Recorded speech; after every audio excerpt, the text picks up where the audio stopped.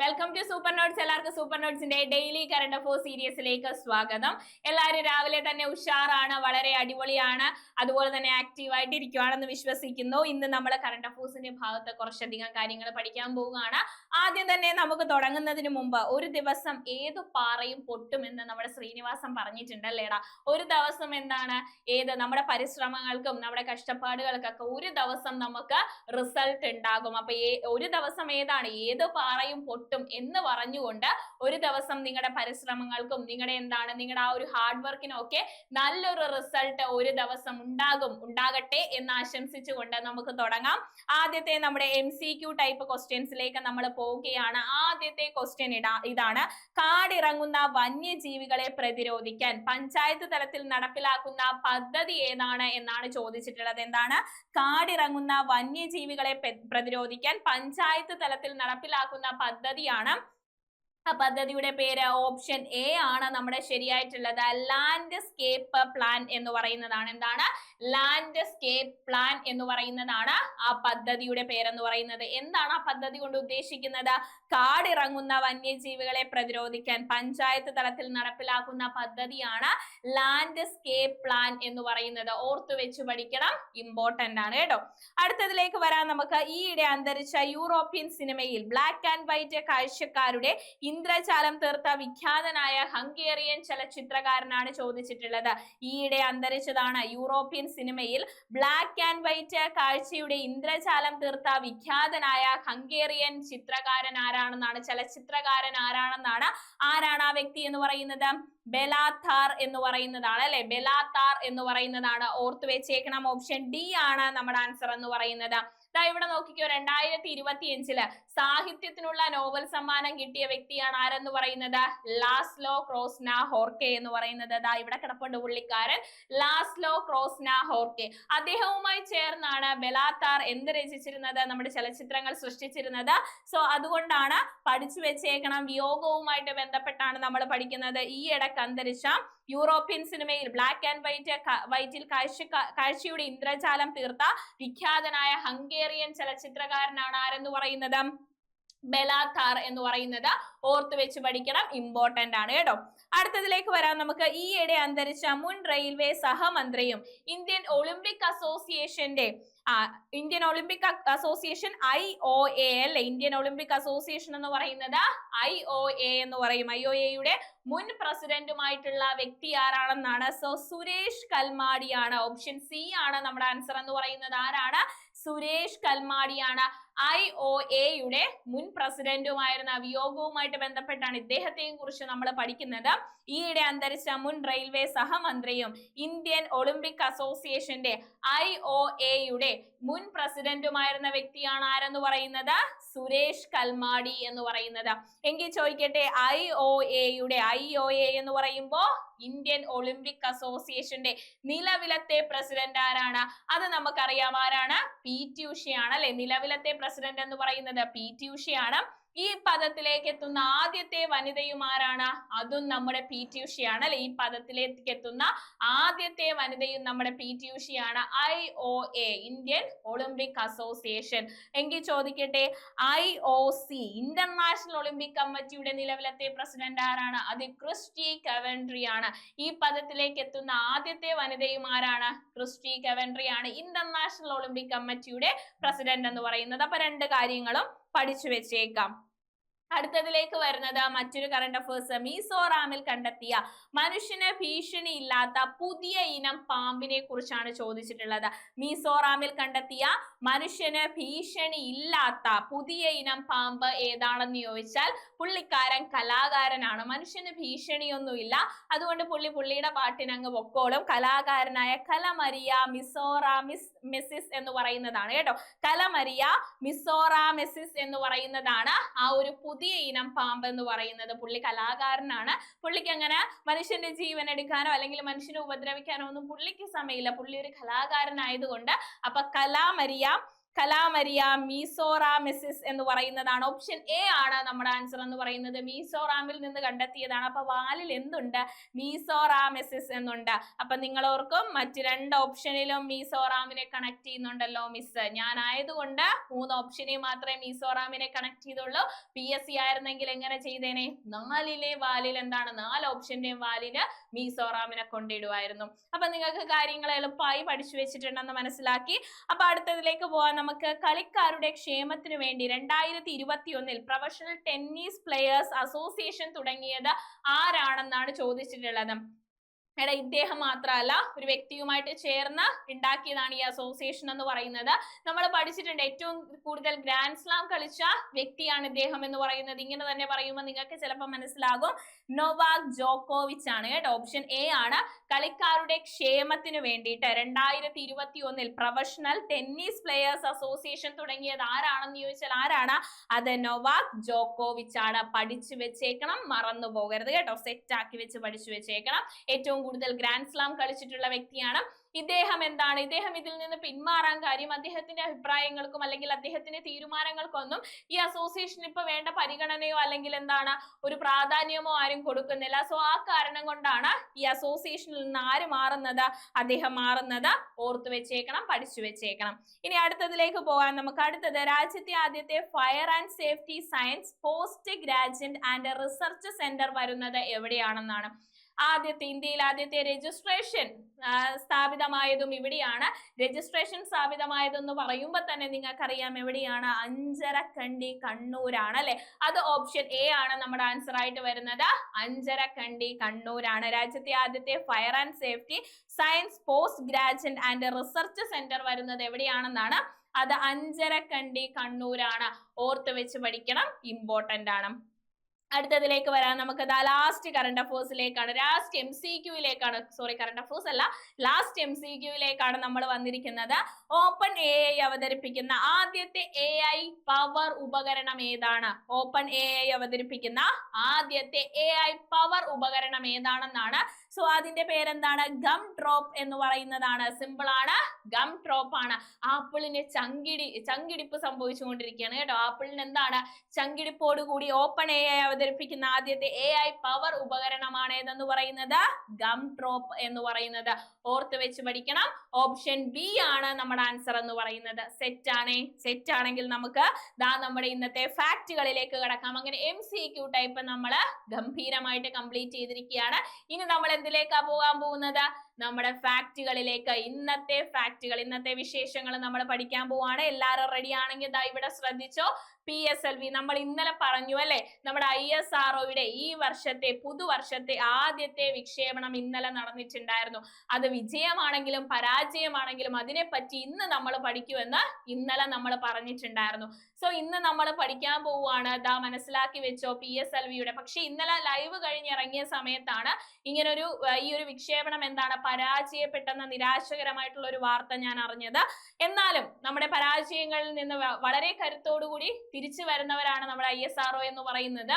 ഈ പ്രാവശ്യവും എന്താണ് അതേ പരാജയങ്ങളിൽ നിന്ന് വളരെ കരുത്തോടുകൂടി നമ്മുടെ ISRO തിരിച്ചു വരും. നമ്മുടെ PSLV C62 അന്വേഷ ഉൾപ്പെടെ നമ്മൾ ഇന്നലെ പഠിച്ചതാണ്, ലൈവിൻ്റെ അകത്ത് പഠിച്ചതായിരുന്നു.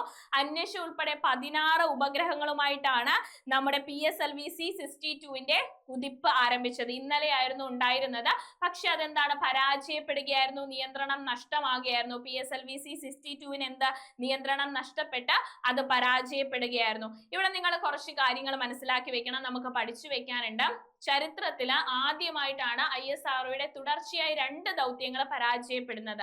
അതായത് ആദ്യത്തെ 2 ഘട്ടം ഇപ്പോ ഈ അന്വേഷ എന്ന് പറയുന്ന ഉപഗ്രഹവുമായിട്ടുള്ള PSLV C62ന്റെ വിക്ഷേപണം നടന്നപ്പോൾ ആദ്യത്തെ 2 ഘട്ടം എന്താണ് വിജയമായിരുന്നു. മൂന്നാമത്തെ കര ഇന്ധനം ഉപയോഗിക്കുന്ന മൂന്നാമത്തെ ഘട്ടത്തിലേക്ക് കടന്നപ്പോഴാണ് ഇവിടെ പരാജയം നേരിടേണ്ടി വന്നത്. ഇനി 2025 മെയ്യിലെ കാര്യം നോക്കിക്കഴിഞ്ഞാൽ അവിടെയും എന്താണ് 3-ാം ഘട്ടത്തിലാണ് പരാജയപ്പെട്ടു പോയത്. ഇവിടെ നോക്കിക്കഴിഞ്ഞാൽ ISROയുടെ ചരിത്രത്തിൽ തന്നെ സെയിം ഒരേ സാഹചര്യങ്ങളിൽ എന്താണ് രണ്ട് പരീക്ഷണങ്ങൾ പരാജയപ്പെടുന്നത് ഇതാദ്യമായിട്ടാണ്, ഒരേ സാഹചര്യത്തിൽ തന്നെയുള്ള കാര്യങ്ങൾ. ഇനി ഈ നമ്മുടെ PSLV-C 62 ദൗത്യത്തിലേക്ക് വന്നു കഴിഞ്ഞാൽ അന്വേഷ ഉൾപ്പെടെ 16 ഉപഗ്രഹങ്ങളായിട്ടാണ് PSLV-C 62 ഉണ്ടായിരുന്നതെന്ന് നമ്മൾ പഠിച്ചു. ഇതിന്റെ അകത്ത് 4 സ്റ്റുഡന്റ് സാറ്റലൈറ്റുകൾ ഉണ്ടായിരുന്നു, 3 ഇന്ത്യൻ, അതായത് ഇന്ത്യൻ സ്റ്റാർട്ടപ്പുകളുടെ പേലോഡുകളും അതുപോലെ തന്നെ ബ്രസീൽ, നേപ്പാൾ, സ്പെയിനിന്റേതായിട്ടുള്ള ഉപഗ്രഹങ്ങളൊക്കെ ആയിരുന്നു അന്വേഷയുടെ സഹസഞ്ചാരികൾ. അതായത് ഈ ദൗത്യത്തിന്റെ ഭാഗമായിട്ട് അന്വേഷയുടെ സഹസഞ്ചാരികൾ എന്ന് പറയുന്നത്. ഇവിടെ നോക്കിക്കഴിഞ്ഞു കഴിഞ്ഞാൽ നമുക്കറിയാം വളരെ കരുത്തോടുകൂടി ഏതു പരാജയത്തെയും വളരെ കരുത്തോടുകൂടി അതിനെയൊക്കെ അതിജീവിച്ചുകൊണ്ട് മുന്നോട്ട് വരുന്നതാണ് ISRO.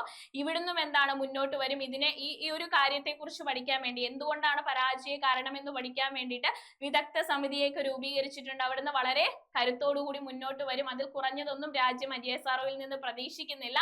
അപ്പൊ നമുക്കും പ്രതീക്ഷിക്കാം വളരെ കരുത്തോടുകൂടി നമ്മുടെ ISRO തിരിച്ചു വരുമെന്ന്.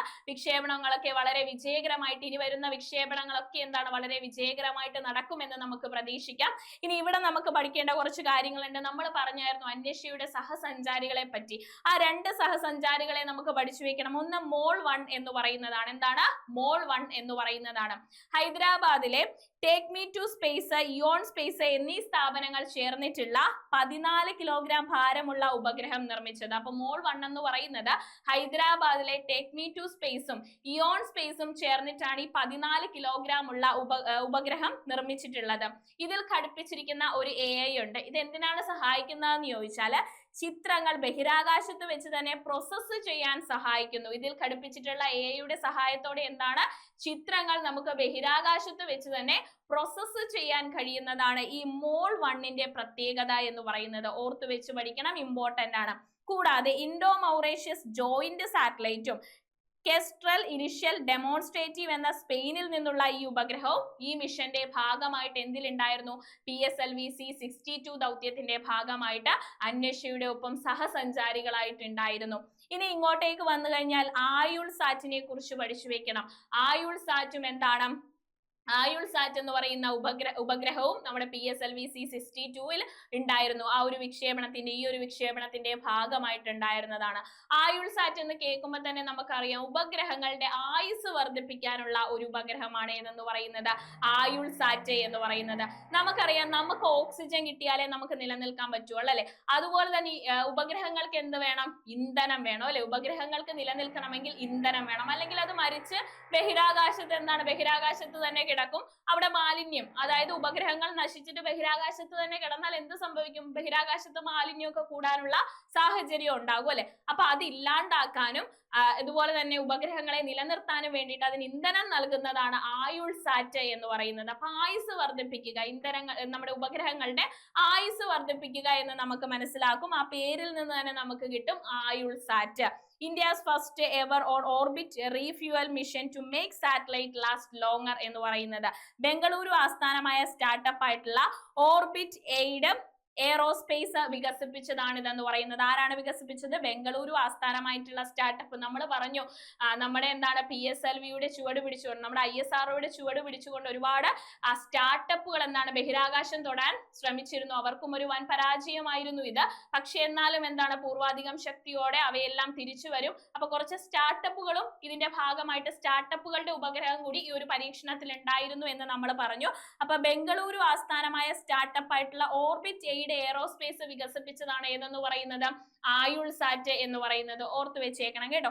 ഉപഗ്രഹങ്ങളുടെ ആയുസ് വർദ്ധിപ്പിക്കാനും ബഹിരാകാശ മാലിന്യം കുറയ്ക്കുവാനും ലക്ഷ്യമിട്ടുള്ള ഇന്ത്യയുടെ നിർണായക ദൗത്യമാണ് ISROയുടെ PSLV റോക്കറ്റിലൂടെ വിക്ഷേപിച്ചത് എന്ന് ഓർത്തു വെച്ചേക്കണം. പക്ഷെ പരാജയമായിരുന്നു. എനിവേ കുഴപ്പമില്ല, നമ്മൾ അടുത്ത പ്രാവശ്യം നേടിയെടുക്കും അല്ലെ. ഈ ആയുൾ സാറ്റ് എന്ന് പറയുന്ന ഉപഗ്രഹം അല്ലെങ്കിൽ ആയുൾ സാറ്റ് എന്ന് പറയുന്ന ടാങ്കർ ഉപഗ്രഹം ഉപഗ്രഹങ്ങൾക്ക് പരസ്പരം ഇന്ധനം നൽകാനും ഉപഗ്രഹങ്ങൾക്ക് ഇന്ധനം നൽകി അതിന്റെ ആയുസ് വർദ്ധിപ്പിക്കാനും ഒക്കെ ഇത് സഹായിക്കുന്ന ഡോങ്കിങ് സംവിധാനമൊക്കെ ഈ ഒരു ഉപഗ്രഹത്തിൽ ഉണ്ട് എന്നുള്ള കാര്യം മനസ്സിലാക്കി വെച്ചേക്കാം. അപ്പൊ PSLV-C 62 നമ്മുടെ വിക്ഷേപണം, ഭൗമ നിരീക്ഷണ ഉപഗ്രഹമായിട്ടുള്ള അന്വേഷയുടെ വിക്ഷേപണം, അന്വേഷ ഉൾപ്പെടെ 16 സാറ്റലൈറ്റുകളാണ് നമ്മൾ വിക്ഷേപിച്ചത്. പക്ഷെ വിക്ഷേപണം പരാജയമായിരുന്നു. എന്നാലും അതിന്റെ അകത്തുണ്ടായിരുന്ന സ്റ്റാർട്ടപ്പുകൾ മോൾ 1 കുറിച്ചും അതുപോലെ തന്നെ ആയുൾ സാറ്റിനെ കുറിച്ചൊക്കെ ഒന്ന് പഠിച്ചു വെച്ചേക്കാം. സ്റ്റേറ്റ്മെന്റ് ക്വസ്റ്റ്യൻ വരും, മറന്നു പോകരുത്. ഓക്കെ, അടുത്തതിലേക്ക് നമുക്ക് പോകാം. അടുത്തത് നമ്മൾ പഠിക്കാൻ പോകുന്നത് ദ ഗോൾഡൻ ഗ്ലോബ് 2026 നമ്മൾ കടന്നു വന്നിരിക്കുന്നത്. ഗോൾഡൻ ഗ്ലോബ് 2026 പുരസ്കാരങ്ങളിലേക്കാണ് നമ്മൾ കടന്നു വന്നിരിക്കുന്നത്. സോ ഇവിടെ ചെറിയ ചെറിയ കോഡും കണക്ഷനൊക്കെ ഓരോന്നിനും ഇട്ടുകൊണ്ട് നമ്മൾ പഠിക്കുന്നതായിരിക്കും, വെറുതെ ഓർത്തു വെക്കാൻ വേണ്ടിയിട്ട് കേട്ടോ. ആദ്യം മികച്ച നടൻ കോമഡി മ്യൂസിക്കൽ വിഭാഗം. കോമഡി മ്യൂസിക്കൽ വിഭാഗവുമുണ്ട്, അതുപോലെ തന്നെ മോഷൻ പിക്ചേഴ്സ് ഡ്രാമ വിഭാഗവുമുണ്ട് അല്ലെ. അപ്പൊ രണ്ട് വിഭാഗത്തിലെയും കാര്യങ്ങൾ നമുക്ക് പഠിക്കണം. മികച്ച നടൻ കോമഡി മ്യൂസിക്കൽ വിഭാഗം ആരാണെന്ന് ചോദിച്ചാൽ തിമോത്തി ഷലമേറ്റ് ആണ്. ആരാണ്? തിമോത്തി ഷലമേറ്റ് ആണ് മികച്ച നടൻ കോമഡി മ്യൂസിക്കൽ വിഭാഗം. ചിത്രം ഏതാണെന്ന് പറഞ്ഞാൽ മാർട്ടി സുപ്രീം എന്ന് പറയുന്നതാണ്. മാർട്ടി സുപ്രീം എന്ന് പറയുന്ന ചിത്രത്തിലെയാണ് തിമോത്തി ഷാലമേറ്റ് ആണ് മികച്ച നടൻ എന്ന് പറയുന്നത്. ഓർത്തു വെക്കണം, ഗോൾഡൻ ഗ്ലോബ് 2026 മ്യൂസിക്കൽ കോമഡി വിഭാഗം മികച്ച നടൻ ആരാണ്? തിമോത്തി ഷലമേറ്റ് ആണ്. ചിത്രം എന്ന് പറയുന്നത് മാർട്ടി സുപ്രീം എന്ന് പറയുന്നതാണ്. അടുത്തതിലേക്ക് വന്നാൽ മികച്ച നടൻ മോഷൻ പിക്ചേഴ്സ് ഡ്രാമ. മികച്ച നടൻ മോഷൻ പിക്ചേഴ്സ് അല്ലെങ്കിൽ ഡ്രാമ ഏതാണ്? വാഗ്നർ മൗറ ആണെന്ന് ഓർത്തു വെച്ചേക്കണം. വാഗ്നർ മൗറയാണ്. ചിത്രം എന്ന് പറയുന്നത് ദ സീക്രട്ട് ഏജന്റ് എന്ന് പറയുന്നതാണ്. ഏതാണ് ചിത്രം? ദ സീക്രട്ട് ഏജന്റ് എന്ന് പറയുന്നതാണ്. എടാ ഇത്രയേ ഉള്ളൂ പഠിച്ചു വെക്കാൻ. മികച്ച നടൻ മോഷൻ പിക്ചേഴ്സ് നമുക്ക് നോക്കാം. അതിനൊരു കോഡ് ഇടാം അല്ലെ. മറ്റേത് നിങ്ങൾ പഠിച്ചു വെച്ചേക്കാം. മോഷൻ പിക്ചേഴ്സിന് നമുക്കൊരു കോഡ് ഇട്ട് കഴിഞ്ഞാലും മികച്ച നടനല്ലേ. അപ്പൊ നമ്മുടെ ഇമോഷൻസ്, മോഷൻ പിക്ചേഴ്സ് ഇമോഷനുമായിട്ട് കണക്ട് ചെയ്യാം. മോഷൻ പിക്ചേഴ്സ് അല്ലെങ്കിൽ ഡ്രാമ എന്നായിരിക്കും വരുന്നത്. എങ്ങനെയാണെങ്കിലും നമ്മുടെ ഡ്രാമയാണെങ്കിലും നമ്മുടെ ഇമോഷൻസ് ആണെങ്കിലും എന്താണ് പറയാൻ വാക്കുകൾ മോർ ആയിട്ട് വേണ്ടി വരും അല്ലെ. നമ്മുടെ ഇമോഷൻസ് ഒക്കെ പറഞ്ഞു ഫലിപ്പിക്കാൻ മോർ വാക്കുകൾ വേണ്ടി വരും. വാഗ്നർ മൗറ ഓർത്ത് വെച്ചേക്കണം. മോർ വാക്കുകൾ വേണ്ടി വരും. വാഗ്നർ മൗറ എന്ന് ഓർത്ത് വെച്ചേക്കണം. അതുപോലെ തന്നെ നമ്മുടെ ഡ്രാമയും ഇമോഷൻസും ഒക്കെ എന്താണ്? മോഷൻ പിക്ചേഴ്സ് ഇമോഷനുമായിട്ട് കണക്ട് ചെയ്യണം. ഇമോഷൻ ഒക്കെ നമ്മൾ സീക്രട്ട് ആയിട്ട് വെക്കുന്നതാണ് അല്ലെ. വളരെ സീക്രട്ട് ആയിട്ട് വെക്കുന്ന സാധനങ്ങളാണ്. എല്ലാവരുടെയും മുമ്പിൽ നമ്മൾ പുറത്തിടാറുണ്ടോ? ഇല്ല, പുറത്തിടാറില്ല. അപ്പൊ ദ സീക്രട്ട് ഏജന്റ് എന്ന് പറയുന്നതാണ് ചിത്രം. പഠിച്ചു വെക്കാലോ. മികച്ച നടൻ ഇമോഷനിലൊക്കെ നമ്മൾ എങ്ങനെയാണ് മോർ വാക്കുകൾ വേണ്ടി വരും അതൊക്കെ എക്സ്പ്രസ് ചെയ്യാൻ വേണ്ടിയിട്ട്. അപ്പൊ വാഗ്നർ മൗറ. അതുപോലെ തന്നെ ചിത്രം ഏതാണ്? ദ സീക്രട്ട് ഏജന്റ് എന്ന് പറയുന്നതാണ്. നമ്മുടെ ഇമോഷനിലൊക്കെ നമ്മൾ എങ്ങനെയാണ് ഭയങ്കര സീക്രട്ട് ആക്കി വെക്കുമെന്ന് ഓർത്താൽ മതി. വളരെ സീക്രട്ട് ആക്കി വെക്കുന്ന സാധനങ്ങളാണ് നമ്മുടെ ഇമോഷൻസ് എന്ന് പറയുന്നത്. ഓക്കെ, അത് സെറ്റ് ആണെങ്കിൽ നമുക്ക് അടുത്തതിലേക്ക് പോവാം. മികച്ച സംവിധായകനാണ് motion pictures Paul Thomas Anderson ആണ്. ആരാണ്? പോൾ തോമസ് ആൻഡേഴ്സൺ ആണെന്ന് ഓർത്തു വെക്കുക. ചിത്രം വൺ ബാറ്റിൽ ആഫ്റ്റർ അനദർ എന്ന് പറയുന്നതാണ്. എന്താണ്? വൺ ബാറ്റിൽ ആഫ്റ്റർ അനദർ എന്ന് പറയുന്നതാണ്. മികച്ച സംവിധായകൻ motion pictures Paul Thomas Anderson ആണ്. ചിത്രം എന്ന് പറയുന്നത് വൺ ബാറ്റിൽ ആഫ്റ്റർ അനദർ എന്ന് പറയുന്നതാണെന്ന് ഓർത്തു വെച്ചേക്കണം. അടുത്തതിലേക്ക് വന്നാൽ മികച്ച നടി ഡ്രാമ സീരീസ്. മികച്ച നടി ആരാണ്? ഡ്രാമ സീരീസിലാണ് റിയ സീഹോൺ. പ്ലൂറിബസ് എന്ന് പറയുന്നതാണ് സീരീസ്. ഇവിടെ നോക്കിക്കോ, മികച്ച നടിയല്ലേ, മികച്ച നടിയാണ്. അപ്പൊ ഡ്രാമ സീരീസ് ആണ്. ഈ റിയൽ ആയിട്ടുള്ള നടിമാരൊക്കെ ഡ്രാമ കാണിച്ചാൽ എങ്ങനെയാണ്? റിയൽ ആയിട്ടുള്ള നടിമാരൊക്കെ ഡ്രാമ കാണിച്ചാൽ സീൻ ആകും അല്ലെ.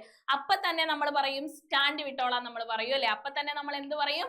പൊക്കോ സ്റ്റാൻഡ് വിട്ടോ എന്ന് പറയും. ഇവിടെ സ്റ്റാൻഡ് വിട്ടോ മാറ്റിയിട്ട് ബസ് വിട്ടോന്നാക്കിയാൽ മതി. അപ്പൊ എന്താണ്? റിയൽ ആയിട്ടുള്ള നടിമാരൊക്കെ ഡ്രാമ കാണിച്ചു കഴിഞ്ഞാൽ ഭയങ്കര സീനാണ്. അപ്പൊ തന്നെ നമ്മൾ പറയും അടുത്ത ബസ്സിന് കയറി പൊക്കോ എന്ന് നമ്മൾ പറയും അല്ലെ. അടുത്ത ബസ്സിന് കയറി പൊക്കോ അല്ലെങ്കിൽ ബസ് വിട്ടോ എന്ന് പറഞ്ഞേക്കണം. അപ്പൊ മികച്ച നടി എന്ന് പറയുന്നത് ഡ്രാമ സീരീസ് റിയൽ ആയിട്ടുള്ള നടിമാർ. റിയ സീനാകും. സീഹോൺ, റിയ സീഹോൺ ആണ്.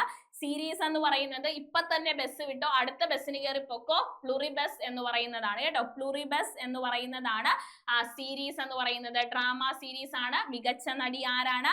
റിയ സീഹോൺ ആണ്. പ്ലൂറിബസ് എന്ന് പറയുന്നതാണ് സീരീസ് എന്ന് പറയുന്നത്. ഡ്രാമ സീരീസിലാണ് കേട്ടോ.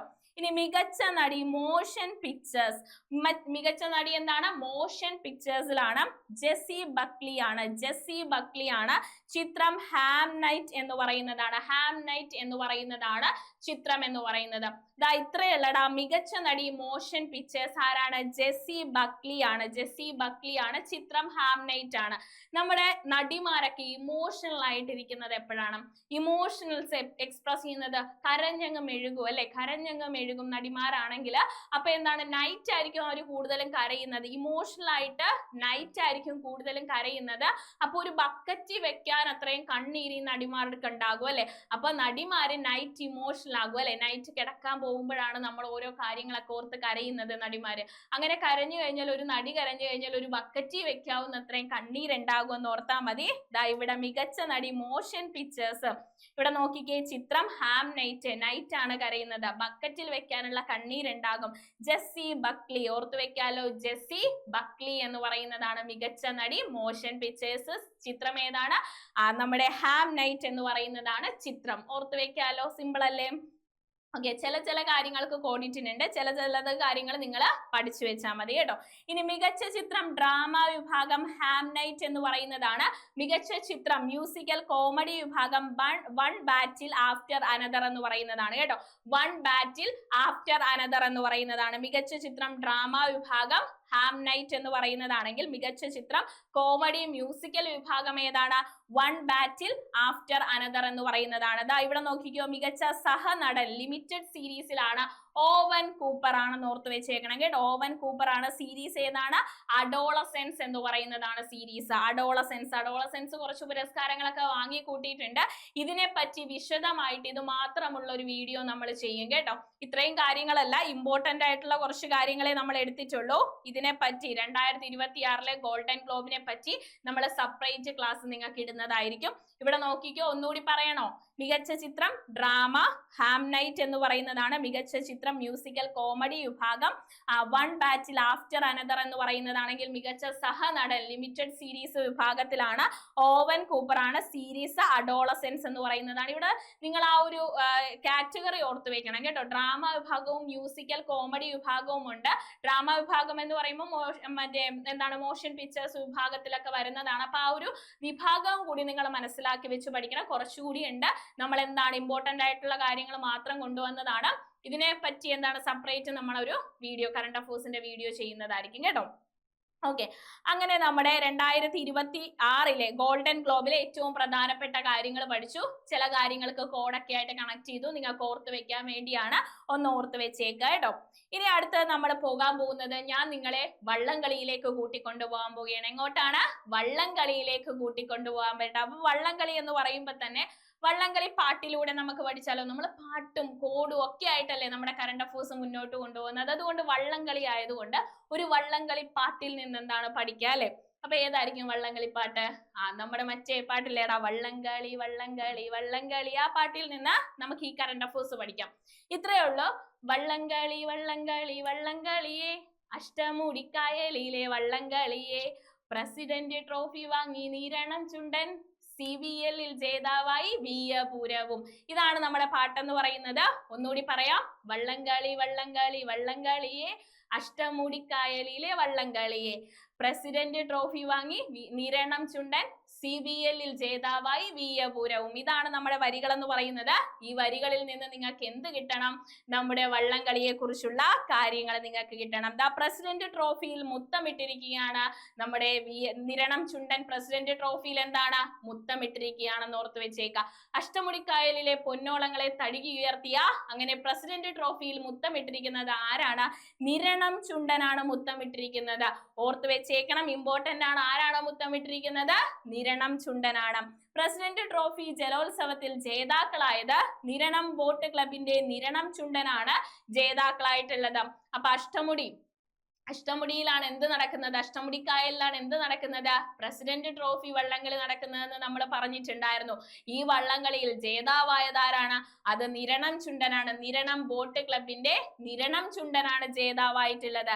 ഇനി CBL കിരീടത്തിൽ മുത്തമിട്ടതാരാണ്? അത് വിയപുരമാണ്. അപ്പൊ നിങ്ങൾ ഓർക്കും, ഈ CBL എന്തെന്ന് നിങ്ങൾക്കൊരു സംശയം വരും. ഈ CBL എന്താണ് മിസ്സേ എന്ന് ചോദിച്ചാൽ, അത് ചാമ്പ്യൻസ് ബോട്ട് ലീഗ് ആണ്. ചാമ്പ്യൻസ് ബോട്ട് ലീഗ് എന്ന് പറയുന്നത് എടാ ഇതെന്ന് പറയുന്നത് ഒരു ടൂർണമെന്റ് ആയിട്ട് നിങ്ങൾ സങ്കല്പിച്ച ടൂർണമെന്റ് ആണ്. അതായത് നെഹ്റു ട്രോഫി മുതൽ ഈ പ്രസിഡന്റ് ട്രോഫി വരെയുള്ള മത്സരങ്ങൾ എടുത്തു നോക്കിയാൽ അതിൽ ഏറ്റവും കൂടുതൽ പോയിന്റ്, അതായത് ഈ മത്സരങ്ങളിൽ ഏറ്റവും കൂടുതൽ പോയിന്റ് നിലയിൽ ഒന്നാമതെത്തിയ ആളാണ് CBL കിരീടം നേടുന്നത്, അതായത് ചാമ്പ്യൻസ് ബോട്ട് ലീഗിൽ. ഇതൊരു പ്രത്യേകിച്ച് ഒരു വള്ളംകളിയാണോ എന്ന് ചോദിച്ചാൽ അല്ല.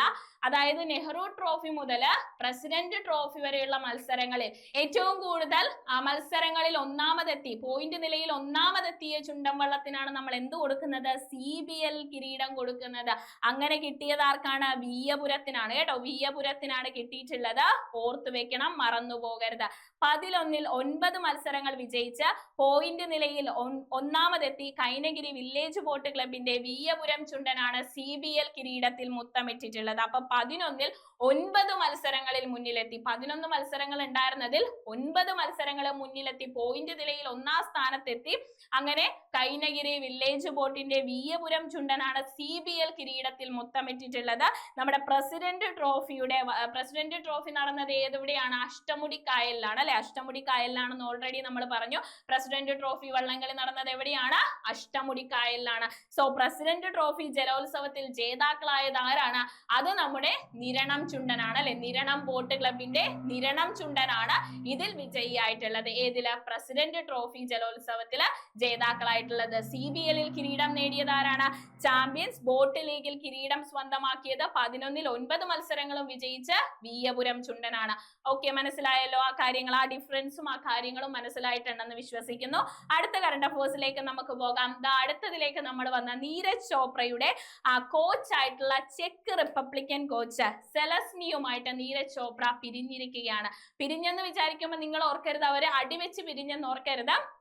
അദ്ദേഹത്തിന്റെ കർത്തവ്യമൊക്കെ അവസാനിച്ച് അദ്ദേഹം നീരജ് ചോപ്രയിൽ നിന്ന് മാറിയിരിക്കുകയാണ്, അവര് വഴി പിരിഞ്ഞിരിക്കുകയാണെന്ന് ഓർത്ത് വെച്ചേക്കണം കേട്ടോ. എന്ന് വെച്ച് അടിച്ചു വഴി പിരിഞ്ഞു അല്ലെങ്കിൽ രണ്ടുപേരും കൂടി തക്കിച്ച് വഴി പിരിഞ്ഞു എന്നൊന്നും നിങ്ങൾ വിചാരിക്കരുത്. ആരാണ് നീരജ് ചോപ്രയുടെ കോച്ചായിട്ട് 2024 ചുമതലയായിട്ടുള്ള ആ വ്യക്തി എന്ന് പറയുന്നത്? സെലസ്നിയാണ്. ആരാണ്? സെലസ്നിയാണ്. ചെക്ക് റിപ്പബ്ലിക്കൻ താരമായിട്ടുള്ള വ്യക്തിയാണ്. ചെക്ക് റിപ്പബ്ലിക്കൻ കോച്ചാണ് സെലസ്നി എന്ന് പറയുന്നത്. സെലസ്നി എന്താണ് 2024 നമ്മുടെ നീരജ് ചോപ്രയുടെ, നമ്മുടെ ജാവലിംഗ് ത്രോ താരമായിട്ടുള്ള, ഇന്ത്യയുടെ ജാവലിംഗ് ത്രോ താരമായിട്ടുള്ള നീരജ് ചോപ്രയുടെ കോച്ചായിട്ട് നിയമിതനായിട്ടുണ്ടായിരുന്നത്. ആ കാര്യങ്ങളിലേക്ക് നമുക്കൊന്ന് കടന്നു ചെന്ന് കഴിഞ്ഞാൽ, കോച്ച് സെലസ്നിയുമായി വഴി പിരിഞ്ഞ് നീരജ് ചോപ്ര. അടിച്ചു പിരിഞ്ഞു എന്ന് ഓർക്കരുത് കേട്ടോ. അടിച്ചു പിരിഞ്ഞു എന്ന് ദൈവത്തെ ഓർത്ത് നിങ്ങൾ ഓർക്കരുത്. യാൻ സെലസ്നിയിലേക്കാണ് നമ്മൾ കടന്നു വരുന്നത്. യാൻ സെലസ്നി ചില്ലറക്കാരനല്ല കേട്ടോ.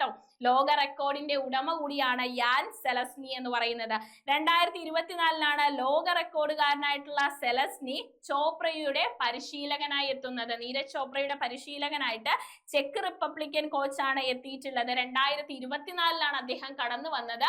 ലോക റെക്കോർഡിന് ഉടമയായിട്ടുള്ള യാൻ സെലസ്നി 2024 നമ്മുടെ ചോപ്രയുടെ പരിശീലകനായിട്ട് കടന്നു വരുന്നത്.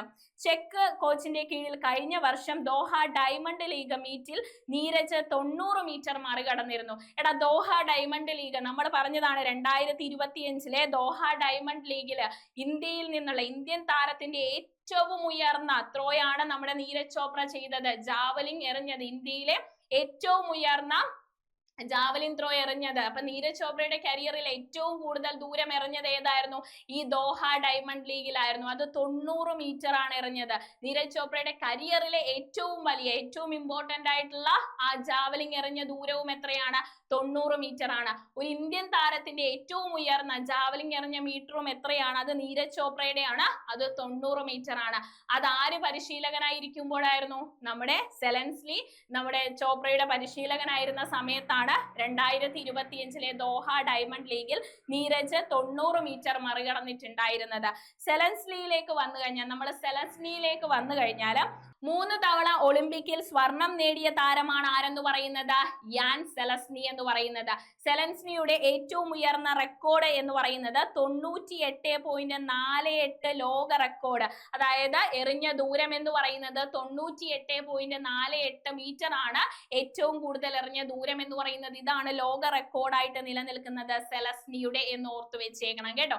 ഇനി നമുക്ക് നീരജ് ചോപ്രയിലേക്ക് ഒന്ന് വരാം അല്ലെ. കാരണം PSCയുടെ ഇഷ്ട മേഖലയാണ്. ഒരു വ്യക്തിയെ എടുത്തു വെച്ചിട്ട് ആ വ്യക്തിയെ കുറിച്ച് സ്റ്റേറ്റ്മെന്റ് ക്വസ്റ്റ്യൻസ് ചോദിക്കും അല്ലെ. PR ശ്രീജേഷിനെ എടുത്തു വെച്ച് സ്റ്റേറ്റ്മെന്റ് ക്വസ്റ്റ്യൻ ചോദിച്ചത് നിങ്ങൾ കണ്ടതാണ്.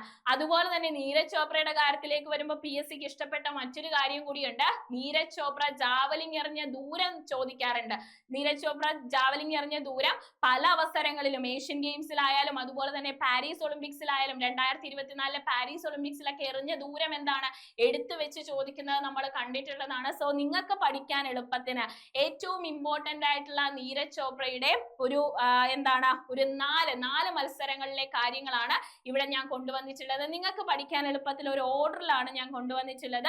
ഇത് മാത്രം നിങ്ങളൊന്ന് കാണാതെ പഠിച്ചു വെച്ചേക്കണം കേട്ടോ. ഇത് മാത്രം എന്താണ് ഒന്ന് കാണാതെ നീരജ് ചോപ്രേനെ ചോദിച്ചു കഴിഞ്ഞാൽ നിങ്ങൾക്ക് ഇത് പറയാൻ പറ്റണം. ഏറ്റവും ഇമ്പോർട്ടന്റ് ആയിട്ടുള്ള കാര്യങ്ങൾ ഏറ്റവും എളുപ്പത്തിൽ നിങ്ങൾക്ക് പഠിക്കാനുള്ള രീതിയിലാണ് കൊണ്ടുവന്നിട്ടുള്ളത്. അതാ ഇവിടെ നോക്കിക്കോ, 2021 ടോക്കിയോ ഒളിമ്പിക്സ് 2020 ഫസ്റ്റ് പൊസിഷനിൽ വന്നിട്ടുണ്ടായിരുന്നു. എന്താണ് ഫസ്റ്റ് പൊസിഷനിൽ നമ്മുടെ നീരജ് ചോപ്ര വന്നിട്ടുണ്ടായിരുന്നു 2020 ടോക്കിയോ ഒളിമ്പിക്സിൽ. അന്ന് എറിഞ്ഞത് എത്ര മീറ്റർ ആണ്? 87.58 മീറ്റർ ആണ് അന്ന് എറിഞ്ഞിട്ടുള്ളത്. അപ്പൊ നീരജ് ചോപ്ര 2020 ടോക്കിയോ ഒളിമ്പിക്സിൽ ഫസ്റ്റ് സ്വർണ്ണ മെഡൽ ആയിരുന്നു നേടിയിട്ടുണ്ടായിരുന്നത്. എത്ര മീറ്റർ എറിഞ്ഞു? 87.58 മീറ്റർ ആയിരുന്നു നീരജ് ചോപ്ര എറിഞ്ഞിട്ടുണ്ടായിരുന്നത്. 2023 വന്നാൽ ഏഷ്യൻ ഗെയിംസ് 2022 പക്ഷെ കോവിഡിന്റെ കാരണങ്ങളെ കൊണ്ട് എപ്പോഴാണ് നടന്നത്? 2023 ഏഷ്യൻ ഗെയിംസ് നടന്നത്. അവിടെയും എന്താണ് ഫസ്റ്റ് സ്വർണ്ണ മെഡൽ ജാവലിംഗ് ത്രോയില് നീരജ് ചോപ്രയ്ക്ക് ഫസ്റ്റ് ലഭിച്ചു. എന്താണ് സ്വർണ്ണ മെഡൽ ലഭിച്ചു. അന്ന് ഏഷ്യൻ ഗെയിംസിൽ എറിഞ്ഞ ദൂരം എന്ന് പറയുന്നത് 88.88 മീറ്റർ ആണ്. ഏഷ്യൻ ഗെയിംസിൽ നീരജ് ചോപ്ര ജാവലിംഗ് എറിഞ്ഞത് എത്ര മീറ്റർ ആണ്? 88.88 മീറ്റർ. ഒരു 4-8 അടുപ്പിച്ചങ്ങിട്ടോ ഏഷ്യൻ ഗെയിംസിൽ. അതാണ് എറിഞ്ഞ ദൂരം എന്ന് പറയുന്നത്. ഒരു 4-8 അടുപ്പിച്ചങ്ങിട്ടേക്കണം. ഇനി 2024 പാരീസ് ഒളിമ്പിക്സിലേക്ക് കടന്നു വന്നാൽ 2024 പാരീസ് ഒളിമ്പിക്സ് ഇമ്പോർട്ടന്റ് ആണ്. 2024 പാരീസ് ഒളിമ്പിക്സിലേക്ക് കടന്നു വന്നു കഴിഞ്ഞാൽ എന്താണ് രണ്ടാമതാണ് വെള്ളി മെഡലാണ് നേടിയെന്ന് നമ്മൾ പറഞ്ഞല്ലേ. ഏത് മെഡലാണ്? വെള്ളി മെഡലാണ് നേടാൻ സാധിച്ചത്. ഫസ്റ്റ് കിട്ടിയില്ല, സെക്കൻഡ് ആണ് കിട്ടിയത്. അന്ന് എറിഞ്ഞത് 89.45 മീറ്റർ ആണ്. 89.45 മീറ്റർ ആണ് എറിഞ്ഞിട്ടുണ്ടായിരുന്നത്. ഇനി 2025 ദോഹ ഡയമണ്ട് ലീഗ് കുറച്ചു മുമ്പ് നമ്മൾ പറഞ്ഞ നീരജ് ചോപ്ര ഏറ്റവും കൂടുതൽ ദൂരം എറിഞ്ഞിട്ടുള്ള ഏറ്റവും കൂടുതൽ ദൂരം എറിയാൻ സാധിച്ച ദോഹ ഡയമണ്ട് ലീഗിലേക്കാണ് വന്നത്. അവിടെ നീരജ് ചോപ്രയ്ക്ക് ഏറ്റവും കൂടുതൽ ദൂരം എറിഞ്ഞിട്ടുണ്ടെങ്കിലും 2ാം സ്ഥാനത്താണ് എത്താൻ കഴിഞ്ഞത്. പക്ഷെ അവിടെ എത്ര മീറ്റർ ആണ് എറിഞ്ഞതെന്ന് ചോദിച്ചാൽ 90.23 മീറ്റർ ആണ് നീരജ് ചോപ്ര എറിഞ്ഞിട്ടുള്ളത്. എടാ ഇത് കൃത്യമായിട്ട് പഠിച്ചു വെക്കാൻ പറഞ്ഞാൽ ഇത് കറണ്ട് അഫയേഴ്സിലെ PSCയുടെ ഒരു ഇഷ്ട മേഖലയാണ്. ഇങ്ങനെ ഇമ്പോർട്ടന്റ് ആയിട്ടുള്ള ആളുകളെയൊക്കെ കൊണ്ടുവന്നിട്ട് നീരജ് ചോപ്ര, പ്രത്യേകിച്ച് നീരജ് ചോപ്രയാണെങ്കിൽ ഉറപ്പായിട്ടും ചോദിക്കും. നീരജ് ചോപ്ര എറിഞ്ഞ ദൂരം ചോദിക്കും. ഓരോ ഇവന്റുകളിലായിട്ടുള്ള ദൂരം ചോദിക്കും. അത് നിങ്ങൾ പഠിച്ചു വെച്ചേക്കണം. അതുകൊണ്ടാണ് നിങ്ങൾക്ക് പഠിക്കാൻ എളുപ്പത്തിന് ഇങ്ങനെ തന്നെ കൊണ്ടുവന്നിരിക്കുന്നത്. അതുകൊണ്ട് ഇതൊന്ന് നിങ്ങൾ പഠിച്ചു വെച്ചേക്കണം, സെറ്റാക്കി വെച്ചേക്കണം കേട്ടോ. ഓക്കെ, അപ്പൊ നമുക്ക് അടുത്തതിലേക്ക് പോകാം. ഇനി ഒന്നുകൂടി ഇതൊന്ന് വായിച്ചു നോക്കിയാൽ മതി. ഞാൻ നോട്ട് എന്താണ് ടെലഗ്രാം ഗ്രൂപ്പിൽ ഇടുന്ന സമയത്ത് നിങ്ങൾ ഒന്നുകൂടി ഇതൊന്ന് വായിച്ചു നോക്കാം. അടുത്തതിലേക്ക് പോകാൻ നമുക്ക് അടുത്തത് നമ്മളൊരു ഉപകരണത്തെ കുറിച്ചാണ് പഠിക്കാൻ പോകുന്നത്. ഇവിടെ നോക്കിയാൽ നിങ്ങൾക്കറിയാം ഒരു പട്ടാളക്കാരനല്ലേ, സോൾജിയർ ആണ്. അദ്ദേഹം എന്താണ് സീ വാട്ടർ, അതായത് കടൽ വെള്ളം കുടിവെള്ളമാക്കി മാറ്റുന്ന ഒരു ഉപകരണത്തിൽ നിന്ന് അത് കുടിവെള്ളമാക്കി മാറ്റുകയാണ്. ഇതിന്റെ പേരാണ് സ്വദേശ് എന്ന് പറയുന്നത്. എന്താണ് സ്വദേശ് എന്ന് പറയുന്നതാണ് ഇതിന്റെ പേരെന്ന് പറയുന്നത്. DRDO ഡെവലപ്പ് ചെയ്തതാണ്. ഇത് ആരാണ് ഡെവലപ്പ് ചെയ്തത്? DRDO ഡെവലപ്പ് ചെയ്തതാണ്. ഓഷ്യൻ പ്യൂരിഫയർ ആണ് അല്ലെ. ഓഷ്യൻ പ്യൂരിഫയർ ആണ്, അതായത് കടൽ വെള്ളം കുടിവെള്ളമാക്കി മാറ്റുന്ന ഉപകരണമാണ് ഏതെന്ന് പറയുന്നത്? സ്വദേശ് എന്ന് പറയുന്നത്. ഓർത്ത് വെച്ചേക്കണം. ഇത് നമുക്ക് മാനുവൽ ആയിട്ട് ഉപയോഗിക്കാൻ കഴിയുന്നതാണ്. ഇത് മാനുവലായോ എഞ്ചിൻ ഉപയോഗിച്ചോ പ്രവർത്തിപ്പിക്കാൻ കഴിയുന്ന ഒരു ഉപകരണമാണ് സ്വദേശ് എന്ന് പറയുന്നത്. സീ വാട്ടർ ഡീസലൈനേഷൻ സിസ്റ്റം എന്ന് പറയുന്നതാണ് ഇതിന്റെ ഫുൾ ഫോം. എന്താണ്? സീ വാട്ടർ ഡീസലൈനേഷൻ സിസ്റ്റം എന്ന് പറയുന്നതാണ് ഇതിന്റെ ഫുൾ ഫോം. എന്താണ് ഈ ഉപകരണത്തിന്റെ പേര്? സ്വദേശ് എന്ന് പറയുന്നതാണ് ഈ ഒരു ഉപകരണത്തിന്റെ പേര്. അപ്പൊ DRDO വികസിപ്പിച്ചെടുത്ത കടൽ വെള്ളം കുടിവെള്ളമാക്കി മാറ്റുന്ന സൈനികർക്ക് കൈകൊണ്ട് പ്രവർത്തിപ്പിക്കാൻ കഴിയുന്ന ഉപകരണമാണ് സ്വദേശ് എന്ന് പറയുന്നത്. സീ വാട്ടർ ഡീസലൈനേഷൻ സിസ്റ്റം എന്ന് പറയുന്നതാണ് ഇതിന്റെ ഫുൾ ഫോം എന്ന് പറയുന്നത്. ഇത് മാനുവലായോ എഞ്ചിൻ ഉപയോഗിച്ചോ എന്താണ് നമുക്ക് പ്രവർത്തിപ്പിക്കാൻ കഴിയുന്നതാണ്. ഓർത്തു വെച്ചേക്കണം, ഇമ്പോർട്ടന്റ് ആണ്. DRDOയുടെ ഉപകരണമാണ്. അപ്പം എന്താണ്, സോൾജിയേഴ്സിനൊക്കെ നമ്മുടെ പട്ടാളക്കാർക്കൊക്കെ എന്തുകൊണ്ടും ഉപയോഗപ്രദമായിട്ടുള്ള ഒരു ഉപകരണമാണ് അല്ലെ DRDO വികസിപ്പിച്ചിട്ടുള്ളത്. അതുകൊണ്ട് തന്നെ അവർക്ക് എന്താണ്, ഇതുകൊണ്ട് അവർക്ക് ഫലപ്രദമായിട്ട് സീ വാട്ടർ എന്താണ് കുടിവെള്ളമാക്കി മാറ്റാൻ കഴിയുന്ന എന്തുകൊണ്ട് നല്ലൊരു ഉപകരണമാണ് വന്നിട്ടുള്ളത്. അടുത്തത് നമ്മൾ പഠിക്കാൻ പോകുന്നത് ഒരു യുദ്ധസേനയെ കുറിച്ചാണ്. അതായത് ഇന്ത്യൻ സൈന്യം 1,00,000 വരുന്ന ഡ്രോൺ ഓപ്പറേറ്റർമാരെ, ആധുനിക യുദ്ധസേന ഓപ്പറേറ്റർമാരെ എല്ലാം ഉൾക്കൊള്ളിച്ചുകൊണ്ടുള്ള ഒരു ആധുനിക യുദ്ധസേനയെ കുറിച്ചാണ് പഠിക്കുന്നത്. ഇതിന്റെ പേരാണ് ഭൈരവ് എന്ന് പറയുന്നത്. നിങ്ങൾ ചിത്രത്തിൽ കണ്ടിരിക്കുന്ന പോലെ തന്നെ ഒരുപാട് സൈനികർ എന്താണ് യുദ്ധസേനാംഗങ്ങളെ ഡ്രോൺ ഓപ്പറേറ്റ് ചെയ്തുകൊണ്ടിരിക്കുകയാണ് അല്ലെ. അവരുടെ കയ്യിലൊക്കെ എന്താണ് ഡ്രോണുകൾ ഉണ്ട്, ഡ്രോൺ ഓപ്പറേറ്റർമാരാണ്. അപ്പൊ 1,00,000 വരുന്ന ഇന്ത്യൻ സൈന്യം 1,00,000 വരുന്ന ഡ്രോൺ ഓപ്പറേറ്റർമാരെ സൃഷ്ടിച്ച ആധുനിക യുദ്ധസേനയാണ് ഏതെന്ന് പറയുന്നത്, ഭൈരവ് എന്ന് പറയുന്നത്. ഭൈരവിനെ കുറിച്ചാണ് നമ്മൾ പഠിക്കാൻ പോകുന്നത്. ദാ ഇവിടെ നോക്കിക്കോ, ഇന്ത്യൻ സൈന്യം 1,00,000-ലധികം ഡ്രോൺ ഓപ്പറേറ്റർമാരുമായി സൃഷ്ടിച്ച ആധുനിക യുദ്ധസേനയാണ് ഏതെന്ന് പറയുന്നത്, ഭൈരവ് എന്ന് പറയുന്നത്. ഇന്ത്യൻ സൈന്യമാണ് 1,00,000-ലധികം ഡ്രോൺ ഓപ്പറേറ്റർമാരുമായി സൃഷ്ടിച്ച ആധുനിക യുദ്ധസേനയാണ് ഏതെന്ന് പറയുന്നത്, ഭൈരവ് എന്ന് പറയുന്നത്. ഓർത്തു വെച്ചേക്കണം, ഇമ്പോർട്ടന്റ് ആണ് കേട്ടോ, ഭൈരവ് എന്ന് പറയുന്നതാണ്. ഇവിടെ നിങ്ങൾ ഒരു കാര്യം ഓർത്തു വെച്ചേക്കണം, നമ്മൾ എന്ത് പറഞ്ഞിട്ടുണ്ടായിരുന്നു, ഇന്ത്യ പാകിസ്ഥാൻ എന്താണ് ഒരു സംഘർഷം നടന്ന സമയത്ത്, നമ്മുടെ ഓപ്പറേഷൻ സിന്ദൂറിന്റെ ഒക്കെ സമയത്ത് നമുക്ക് പാകിസ്ഥാനിൽ നിന്ന് നേരിടേണ്ടി വന്ന ഏറ്റവും വലിയ വെല്ലുവിളി എന്തായിരുന്നു, ഡ്രോൺ ആക്രമണമായിരുന്നു അല്ലെ. ഈ ഡ്രോൺ ആക്രമണമായിരുന്നു. ഇതിനെതിരെയാണ് നമ്മൾ ഓരോ കാര്യങ്ങൾ, ഓരോ ഇനിഷ്യേറ്റീവുകളായിട്ട് ഓരോ കാര്യങ്ങൾ വികസിപ്പിച്ചുകൊണ്ടിരിക്കുന്നത്. നമ്മുടെ രുദ്രാസ്ത്രത്തെ കുറിച്ച് നമ്മൾ പറഞ്ഞു.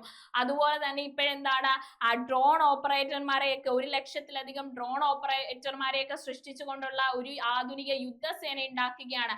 ഇതിന്റെയൊക്കെ എന്താണ്, നമുക്ക് അവിടെ നേരിടേണ്ടി വന്ന ഏറ്റവും വലിയ പ്രതിസന്ധിയായിട്ടുള്ള ഡ്രോൺ ആക്രമണങ്ങളിൽ നിന്ന് നമ്മുടെ രാജ്യത്തെ എന്താണ് ആ ആക്രമണങ്ങളിൽ നിന്നും പ്രതിരോധിക്കാൻ വേണ്ടിയിട്ട് അതിലും എന്താണ് മികവുറ്റ രീതിയിലുള്ള സംവിധാനങ്ങളെ നമ്മൾ കൊണ്ടുവന്നുകൊണ്ടിരിക്കുകയാണ്. അതാണ് അതിന്റെ ചുവട് പിടിച്ചാണ് ഭൈരവ് എന്ന് പറയുന്ന ആധുനിക യുദ്ധസേനയും സജ്ജമായിട്ടുള്ളത്. ഭൈരവ് എന്നാണ് പേര് നൽകിയിരിക്കുന്നത്. 2026 ജാനുവരി 15 എന്താണ് രാജസ്ഥാനിലെ ജയ്പൂരിൽ നടക്കുന്ന ഇന്ത്യൻ ആർമിയുടെ പരേഡില് ഭൈരവ് ബറ്റാലിയനുകൾ ആദ്യമായി ഔദ്യോഗികമായി പൊതുജനങ്ങൾക്ക് മുന്നിലേക്ക് പ്രത്യക്ഷപ്പെടുകയാണ്. ഈ ഭൈരവ് ബറ്റാലിയൻ ഉണ്ടല്ലോ, നമ്മൾ ഉണ്ടാക്കിയ യുദ്ധസേനയായിട്ടുള്ള ഈ ഭൈരവ് ബറ്റാലിയൻ ആദ്യമായി പൊതുജനങ്ങളുടെ മുന്നിലേക്ക് ഔദ്യോഗികമായിട്ട് പ്രത്യക്ഷപ്പെടുന്നത് എപ്പോഴാണെന്നറിയോ, നമ്മുടെ ജാനുവരി 15 എന്താണ്, നമ്മുടെ ആർമി ഡേ ആണ് അല്ലെ. ആർമി ഡേ ആണ് ജാനുവരി 15 എന്ന് പറയുന്നത്. 2026 ജാനുവരി 15 ആർമി ഡേ പരേഡ് നടക്കുന്നത് എവിടെയാണ്, അത് രാജസ്ഥാനിലെ ജയ്പൂരിലാണ് അല്ലെ. രാജസ്ഥാനിലെ ജയ്പൂരിലാണ്. ഈ ജയ്പൂരില് നമ്മുടെ ഔദ്യോഗികമായിട്ട് എന്താണ് ഭൈരവ് എന്ന് പറയുന്ന ബറ്റാലിയനും ജനങ്ങൾക്ക് മുന്നിലേക്ക് പ്രത്യക്ഷപ്പെടുകയാണ്. ഭൈരവ് എന്ന് പറയുന്നത് 1,00,000 വരുന്ന ഇന്ത്യൻ സൈന്യം 1,00,000-ലധികം വരുന്ന ഡ്രോൺ ഓപ്പറേറ്റർമാരുമായി സൃഷ്ടിച്ച ആധുനിക യുദ്ധസേനയാണ് ഏതെന്ന് പറയുന്നത്, ഭൈരവ് എന്ന് പറയുന്നത്. ഓർത്തു വെച്ച് പഠിക്കണം, ഇമ്പോർട്ടന്റ് ആണ് കേട്ടോ. ഓക്കെ, അടുത്തതിലേക്ക് വന്നു കഴിഞ്ഞാൽ ഭ്രമയുഗത്തെ പറ്റി നമ്മൾ പറഞ്ഞല്ലേ. ഭ്രമയുഗത്തെ പറ്റി നമ്മൾ പറഞ്ഞു. നമ്മുടെ മമ്മൂട്ടിയുടെ കൊടുമൺ പോറ്റി കഥാപാത്രമായിട്ട്, നമ്മുടെ മമ്മൂട്ടി കൊടുമൺ പോറ്റിയായിട്ട് ഒരു കഥാപാത്രത്തില് നല്ലൊരു പ്രകടനം കാഴ്ചവെച്ച സിനിമയാണ് ഭ്രമയുഗം എന്ന് പറയുന്നത്. ഭ്രമയുഗത്തിന് എന്ത് ലഭിച്ചു എന്ന് പറഞ്ഞു, ഓസ്കാർ അക്കാദമി മ്യൂസിയത്തില് പ്രദർശിപ്പിക്കാൻ പോകുന്ന മലയാള സിനിമയാണ് ഏതെന്ന് പറയുന്നത്, ഭ്രമയുഗം എന്ന് പറയുന്ന മമ്മൂട്ടിയുടെ സിനിമയെന്ന് നമ്മൾ പഠിച്ചു കഴിഞ്ഞതാണ്. ഒന്നുകൂടി ഓർമ്മപ്പെടുത്തുന്നത് എന്തുകൊണ്ടാണ്, ഫെബ്രുവരി 12 ഇതിന്റെ പ്രദർശനം നടക്കുന്നത്. അതുകൊണ്ടാണ് നിങ്ങളെ ഒന്നുകൂടി ഓർമ്മപ്പെടുത്തുന്നത്.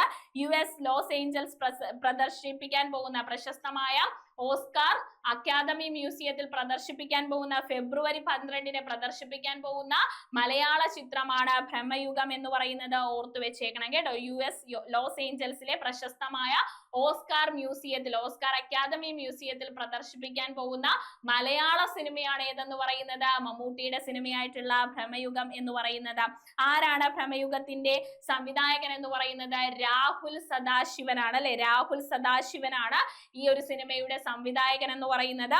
ഇവിടെ നോക്കിക്കഴിഞ്ഞാൽ അക്കാദമി മ്യൂസിയത്തിന്റെ where the forest meets the sea എന്ന ചലച്ചിത്ര പരമ്പരയിൽ പ്രദർശിപ്പിക്കുന്ന ഏക ഇന്ത്യൻ ചിത്രം കൂടിയാണ് ഈ ഒരു മമ്മൂട്ടിയുടെ ഈ ചിത്രം ഭ്രമയുഗം എന്ന് പറയുന്നത്.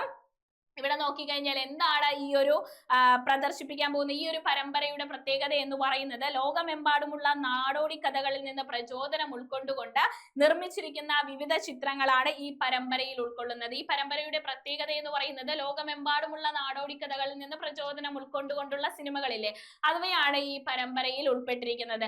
ഇതിൽ ഉൾപ്പെട്ട ഇന്ത്യൻ ചിത്രം കൂടിയാണ് ഏതെന്ന് പറയുന്നത്, ബ്രഹ്മയുഗം എന്ന് പറയുന്നത്. ഫെബ്രുവരി 12-നാണ് ഇതിനെ പ്രദർശിപ്പിക്കുന്നത്. എവിടെയാണ്? ഓസ്കാർ അക്കാദമി മ്യൂസിയത്തിലാണ് അല്ലെ, US-ലെ ലോസ് ഏഞ്ചൽസിൽ പ്രശസ്തമായ ഓസ്കാർ അക്കാദമി മ്യൂസിയത്തിലാണ് നമ്മുടെ മമ്മൂട്ടിയുടെ ഈ സിനിമ പ്രദർശിപ്പിക്കുന്നത് എന്നുകൂടി ഓർത്തു വെച്ചേക്കണം. നമുക്ക് അഭിമാനമാണ് അല്ലെ, മലയാളിക്ക് അഭിമാനമാണ് ഒരു മലയാള സിനിമ എങ്ങോട്ടേക്ക് അങ്ങ് US-ലേക്ക് കടന്നു ചെയ്യുന്ന ഓസ്കാറിന്റെ അക്കാദമി മ്യൂസിയത്തിൽ പ്രദർശിപ്പിക്കുക എന്ന് പറഞ്ഞാൽ നമുക്ക് അഭിമാനമുള്ള കാര്യമാണ് അല്ലെ. ഓക്കെ, അടുത്തതിലേക്ക് വന്നാൽ മോദിയുടെ ഇഷ്ടവസ്ത്രം തുന്നിയവർ ദില്ലിയിലേക്ക് പുറപ്പെടുകയാണ്. മോദിയുടെ ഇഷ്ടവസ്ത്രം തുന്നിയ ആളുകൾ എങ്ങോട്ട് പോവുകയാണ്? ദാ ദില്ലിയിലേക്ക്, നമ്മുടെ ഡൽഹിയിലേക്ക് കടന്നു ചെല്ലുകയാണ്. കണ്ടോടാ, രണ്ട് നെയ്ത്തുകാരാണ് അല്ലെ, രണ്ട് വനിതാ നെയ്ത്തുകാരാണ്. വളരെ അഭിമാനമായിട്ടുള്ള ഒരു നിമിഷമാണ്. അവരെ സംബന്ധിച്ച് എന്താണ്, വളരെ അഭിമാനമായിട്ടുള്ള ഒരു നിമിഷത്തിലൂടെ അവർ കടന്നു പോവുകയാണ്. കാരണം എന്താണെന്നറിയോ, നമ്മുടെ റിപ്പബ്ലിക് ദിനത്തിലെ മോദി വിശിഷ്ട വ്യക്തികളായിട്ട് വിളിച്ചിട്ടുള്ള 2 പേരാണ്. നിസാരക്കാരല്ലേ നിൽക്കുന്നത്, മോദിയുടെ വിളി എത്തിയല്ലേ, നമ്മുടെ അഭിമാനം കൊടുമുടിയേറി നിൽക്കുന്ന 2 പേരാണ്. കാരണം മോദിയുടെ വിളി എത്തി എങ്ങോട്ടേക്ക് ചെല്ലാൻ, നമ്മുടെ റിപ്പബ്ലിക് ദിന ആഘോഷത്തിൽ പങ്കെടുക്കാൻ വേണ്ടിയിട്ട് 2026 ജാനുവരി 26 നടക്കുന്ന റിപ്പബ്ലിക് ദിന ആഘോഷത്തിൽ പങ്കെടുക്കാൻ നമ്മുടെ ഈ കണ്ണൂരിൽ നിന്നുള്ള 2 നെയ്ത്ത് വനിതകളെ എന്താണ്, നെയ്ത്തുകാരാണ് ഇവർ 2 പേരും. ഈ വനിതകളെ എന്താണ് മോദി വിളിച്ചിരിക്കുകയാണ്. മോദിയുടെ ഇഷ്ടവസ്ത്രം നെയ്തവർ ദില്ലിയിലേക്ക് കടന്നു ചെല്ലുകയാണ്. 2026 റിപ്പബ്ലിക് ദിന പരേഡിൽ വിശിഷ്ടാതിഥികളായി തിരഞ്ഞെടുക്കപ്പെട്ട മലയാളി വനിതകൾ. മലയാളിക്ക് അഭിമാനമാണ്, മലയാളി അല്ലേലും പൊളിയാണ് അല്ലെ. 2 വനിതകളാണ്, നെയ്ത്തുകാരാണ്. KV ബിന്ദു, അവരുടെ പേര് ഇമ്പോർട്ടന്റ് ആണ്, പഠിച്ചു വെച്ചേക്കണം. ഇനി വരുന്ന ക്വസ്റ്റ്യൻ പേപ്പറിൽ ഇവരെ കുറിച്ചൊരു ചോദ്യം ഉണ്ടാകും. PSC-യിലും എന്താണ്, PSC ക്വസ്റ്റ്യനുകളിലും ദാ നമ്മുടെ മലയാളിയായിട്ടുള്ള 2 വനിതകൾ, കണ്ണൂരുകാരായിട്ടുള്ള ഈ 2 എന്താണ് നെയ്ത്തുകാർ ഇടം പിടിക്കാൻ പോവുകയാണ്. 2 നെയ്ത്തുകാരായിട്ടുള്ള വനിതകൾ ഇടം പിടിക്കാൻ പോവുകയാണ്. വളരെ അഭിമാനമുള്ള നിമിഷമാണ് അല്ലെ, വളരെ അഭിമാനമുള്ള നിമിഷമാണ്, മലയാളിക്ക് അഭിമാനമുള്ള നിമിഷമാണ്. അതുപോലെ തന്നെ മോദിയുടെ വിളിയെത്തിയതോടെ അവിടുത്തെ നാട്ടുകാർക്കും അവരുടെ വീട്ടുകാർക്കും ഒക്കെ എന്താണ് അഭിമാനമായ നിമിഷമായിരിക്കും. KV ബിന്ദുവും എലിസബത്ത് ജോർജുമാണ് അങ്ങ് ഡൽഹി തലസ്ഥാനത്തേക്ക് യാത്ര തിരിക്കുന്നത്. എന്തിൽ പങ്കെടുക്കാൻ വേണ്ടിയിട്ട്? 2026 ജാനുവരി 26 റിപ്പബ്ലിക് ദിന പരേഡിൽ വിശിഷ്ട അതിഥികളായി പങ്കെടുക്കാൻ പോകുന്നത് തിരഞ്ഞെടുക്കപ്പെട്ട മലയാളി വനിതകൾ ആരെല്ലാമാണെന്ന് ചോദിച്ചാൽ അത് KV ബിന്ദുവും എലിസബത്ത് ജോർജുമാണെന്ന് ഓർത്തു വെക്കണം കേട്ടോ. KV ബിന്ദുവും എലിസബത്ത് ജോർജുമാണ്. നമ്മുടെ കണ്ണൂർ സ്വദേശികളാണ് ഇവര്. അതുപോലെ തന്നെ നെയ്ത്തുകാരായിട്ടുള്ള വനിതകളാണെന്ന് കൂടി പഠിച്ചു വെച്ചേക്കാം. അങ്ങനെ നമ്മുടെ ഇന്നത്തെ എന്താണ് കറണ്ട് അഫയേഴ്സ് കംപ്ലീറ്റ് ആയിരിക്കുകയാണ്. ഇനി നമുക്ക് എന്തിലേക്ക് പോകണം? നമ്മുടെ ആവാഹന ചടങ്ങിലേക്ക് പോകണം അല്ലെ. നമ്മുടെ ഇന്നത്തെ കറണ്ട് അഫയേഴ്സ് നമ്മളെ പാട്ടും ബഹളവും കോഡും കാര്യങ്ങളൊക്കെ ആയിട്ട് അങ്ങനെ കംപ്ലീറ്റ് ചെയ്തിരിക്കുകയാണ്. അപ്പൊ നമുക്കിനി ആവാഹന ചടങ്ങിലേക്ക് പോകാം. ദാ ഇവിടെ നോക്കിക്കോ, ശ്രദ്ധിച്ചിരുന്നോ? ആദ്യം നമ്മൾ എന്താണ് PSLVയെ കുറിച്ച്, PSLVയുടെ C62 ദൗത്യത്തെ കുറിച്ചാണ് പറഞ്ഞത്. ഇന്നലെയും പറഞ്ഞായിരുന്നു, പക്ഷെ പരാജയം നേരിട്ടതിനെ തുടർന്നാണ് നമ്മൾ ഒന്നുകൂടി ഇതിനെ കുറിച്ച് പഠിച്ചത്. അന്വേഷയ എന്ന് പറയുന്ന ഒരു ഉപഗ്രഹം നമ്മൾ വിക്ഷേപിക്കുന്നുണ്ട്. അന്വേഷയ ഉൾപ്പെടെ 16 സാറ്റലൈറ്റുകളാണ് നമ്മൾ വിക്ഷേപിക്കുന്നത്. അന്വേഷയുടെ സഹസഞ്ചാരിയായിട്ട് പോകുന്ന മോൾ 1നെ കുറിച്ച് പറഞ്ഞു. മോൾ 1ന്റെ പ്രത്യേകത എന്താണ്? AI ഉപയോഗിച്ചുകൊണ്ട് ബഹിരാകാശത്ത് നിന്ന് തന്നെ ചിത്രങ്ങൾ പ്രോസസ്സ് ചെയ്യാൻ കഴിയുന്നതാണ് അല്ലെ. അതുപോലെ തന്നെ എന്തിനെ കുറിച്ച് പറഞ്ഞു? ആയുൾ സാറ്റിനെ കുറിച്ച് പറഞ്ഞു. നമ്മുടെ ഉപഗ്രഹങ്ങളിൽ ഇന്ധനം നിറയ്ക്കുന്നതിന് വേണ്ടിയിട്ട്, ഇന്ധനം നൽകുന്നതിന് വേണ്ടിയിട്ടാണ് ആയുൾ സാറ്റ് എന്ന ഉപഗ്രഹം ഉള്ളത്. ബംഗളൂരു ആസ്ഥാനമാക്കിയിട്ടുള്ള ഓർബിറ്റ് എയ്ഡ് എയറോസ്പേസ് അല്ലെ, ഓർബിറ്റ് എയ്ഡ് എയറോസ്പേസ് ആണ് ഇത് വികസിപ്പിച്ചിരുന്നത്. ഒരു സ്റ്റാർട്ടപ്പ് വികസിപ്പിച്ച ഉപഗ്രഹമാണെന്ന് കൂടി നമ്മൾ പറഞ്ഞു. ഇന്ധനങ്ങളുടെ ആയുസ് വർദ്ധിപ്പിക്കാൻ അതിന് ഇന്ധനം നൽകുന്ന ഉപഗ്രഹമാണ് ആയുൾ സാറ്റ് എന്ന് പറയുന്നത്. അടുത്തതിലേക്ക് വന്നാൽ ഗോൾഡൻ ഗ്ലോബ് പുരസ്കാരങ്ങളെ കുറിച്ചാണ് നമ്മൾ പഠിച്ചത്. 2026 ഗോൾഡൻ ഗ്ലോബ് പുരസ്കാരം മികച്ച നടൻ കോമഡി മ്യൂസിക്കൽ വിഭാഗം തിമോത്തി ഷാലമേറ്റ് ആണ്. ചിത്രം എന്ന് പറയുന്നത് മാർട്ടി സുപ്രീം എന്ന് പറയുന്നതാണ്. മികച്ച നടൻ മോഷൻ പിക്ചേഴ്സ് വാഗ്നർ മൊറ ആണെന്ന് ഓർത്തു വെച്ചേക്ക. വാഗ്നർ മൗറയാണ് കേട്ടോ, മൗറയാണ് ചിത്രം. ദ സീക്രട്ട് ഏജന്റ് എന്ന് പറയുന്നതാണെന്ന് ഓർത്തു വെക്കുക. ഇനി മികച്ച സംവിധായകൻ motion pictures Paul Thomas Anderson ആണ്. മികച്ച മോഷൻ പിക്ചേഴ്സിൽ മികച്ച സംവിധായകൻ എന്ന് പറയുന്നത് പോൾ തോമസ് ആൻഡേഴ്സൺ ആണ്. ചിത്രം വൺ ബാറ്റിൽ ആഫ്റ്റർ അനദർ എന്ന് പറയുന്നതാണ്. വൺ ബാറ്റിൽ ആഫ്റ്റർ അനദർ എന്ന് പറയുന്നതാണെങ്കിൽ. അടുത്തത് മികച്ച നടി ഡ്രാമ സീരീസ് റിയ സീഹോൺ ആണ്. സീരീസ് പ്ലൂറിബസ് എന്ന് പറയുന്നതാണ് സീരീസ്. മികച്ച നടി മോഷൻ പിക്ചേഴ്സ് ജെസ്സി ബക്ലി ആണെന്ന് നമ്മൾ പറഞ്ഞു അല്ലെ, ജെസ്സി ബക്ലി ആണ്. ചിത്രം എന്ന് പറയുന്നത് ഹാം നൈറ്റ് എന്ന് പറയുന്നതാണ് ചിത്രം ഏതാണ്? ഹാം നൈറ്റ് ആണ് എന്ന് നമ്മൾ പറഞ്ഞു. നമ്മൾ ഇതിന്റെ കോഡൊക്കെ പറഞ്ഞതാണ്, നിങ്ങൾക്ക് ഓർമ്മയുണ്ടല്ലോ. ഇവിടെ മികച്ച നടൻ മോഷൻ പിക്ചേഴ്സ്, ഇമോഷണൽ ആയിട്ട് ഇരിക്കുമ്പോ മോർ വാക്കുകൾ ഇല്ലേ, പറയാനായിട്ട് മോർ വാക്കുകൾ വേണ്ടി വരും. ഇമോഷൻസ് ഒക്കെ നമ്മൾ സീക്രട്ട് ആക്കി വെക്കും. വാഗ്നർ മൗറ, അതുപോലെ തന്നെ ദ സീക്രട്ട് ഏജന്റ് ചിത്രം എന്ന് പറയുന്നത്. ഇവിടെ നമ്മൾ നടിയുടെ കാര്യം പറഞ്ഞപ്പോൾ പറഞ്ഞു ഡ്രാമ സീരീസ് ആണ്. റിയൽ ആയിട്ടുള്ള നടി ഡ്രാമ ചെയ്തു കഴിഞ്ഞാൽ എങ്ങനെയാണ്? ആ സീനാകും, അപ്പൊ തന്നെ ബസ്സിൽ കയറി വിട്ടോളാൻ നമ്മൾ പറയുമെന്ന് പറഞ്ഞു. റിയ സീഹോൺ ആണ്. പ്ലൂറിബസ് എന്ന് പറയുന്നതാണ് സീരീസ്. അടുത്തത് മികച്ച നടിയെ പറഞ്ഞു മോഷൻ പിക്ചേഴ്സ് അല്ലെ. നടിമാർ ഇമോഷണൽ ആയി കഴിഞ്ഞാൽ നൈറ്റിലായിരിക്കും ഇമോഷണൽ ആകുന്നത്. ഒരു ബക്കറ്റിൽ കൊള്ളാവുന്ന കണ്ണീരുണ്ടാവുമെന്ന് നമ്മൾ പറഞ്ഞു. ജെസ്സി ബക്ലി എന്ന് പറയുന്നതാണ്, ജെസ്സി ബക്ലി എന്ന് പറയുന്നതാണ് മികച്ച നടി. മോഷൻ പിക്ചേഴ്സ് ആണ്.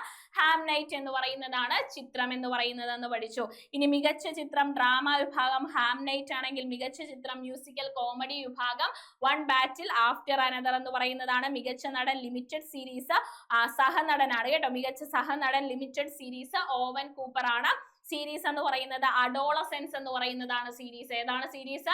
അഡോളസെൻസ് എന്ന് പറയുന്നതാണ് സീരീസ്. ഇത്രയും കാര്യങ്ങൾ മനസ്സിലാക്കി വെച്ചെങ്കിൽ അത് കഴിഞ്ഞ് നമ്മൾ നേരെ വള്ളംകളിയിലേക്ക് വന്നു. അഷ്ടമുടിക്കായലിലെ പ്രസിഡന്റ് ട്രോഫി വള്ളംകളിയിൽ ജേതാവായതാരാണ്? അത് നിരണം ചുണ്ടനാണ് അല്ലെ. നിരണം ബോട്ട് ക്ലബിന്റെ നിരണം ചുണ്ടനാണ്. CBL കിരീടത്തിൽ മുത്തമിട്ടത് വിയപുരമാണ്. 11ൽ 9 മത്സരങ്ങളും വിജയിച്ച് പോയിന്റ് നിലയിൽ ഒന്നാമതെത്തിയവർക്കാണ് CBL കിരീടം നേടുന്നത്. അത് വിയപുരം ചുണ്ടനാണ്. നമ്മൾ പറഞ്ഞു CBL എന്ന് പറയുമ്പോൾ ചാമ്പ്യൻസ് ബോട്ട് ലീഗ് അല്ലെ. ചാമ്പ്യൻസ് ബോട്ട് ലീഗ്, അതായത് നെഹ്റു ട്രോഫി മുതൽ പ്രസിഡന്റ് ട്രോഫി വള്ളംകളി വരെയുള്ള മത്സരങ്ങൾ എടുത്തു നോക്കിയാൽ ആ മത്സരങ്ങളിൽ പോയിന്റ് നിലയിൽ ഒന്നാമതെത്തിയവർക്കാണ് CBL കിരീടം നൽകുന്നത്. സോ അത് വിയപുരമാണ്. പ്രസിഡന്റ് ട്രോഫി വള്ളംകളിയുടെ വേദിയായത് എവിടെയാണ് നടന്നത്? അഷ്ടമുടിക്കായലിലാണ് അല്ലെ. പ്രസിഡന്റ് ട്രോഫി വള്ളംകളി നടന്നത് എവിടെയാണ്? അഷ്ടമുടിക്കായലിലാണെന്ന് കൂടി ഓർത്തു വെച്ചേക്കണം.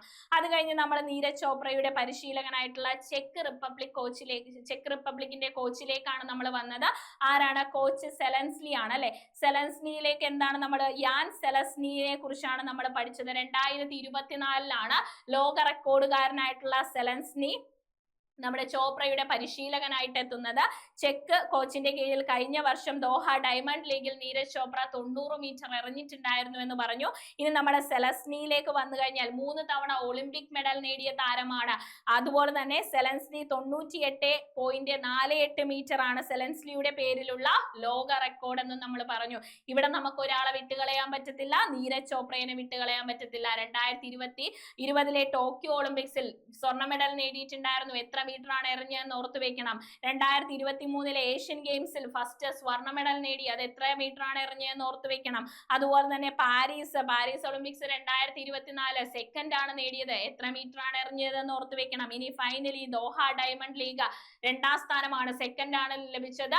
അതായിരുന്നു ഏറ്റവും കൂടുതൽ മീറ്റർ. അതായത് നമ്മുടെ നീരജ് ചോപ്രയുടെ ഏറ്റവും ഉയർന്ന ജാവലിംഗ് എറിഞ്ഞ ദൂരം എന്ന് പറയുന്നത് 90.23 മീറ്റർ ആണ്. അത് ദോഹ ഡയമണ്ട് ലീഗിലായിരുന്നു. അതും പഠിച്ചു വെച്ചേക്കണം.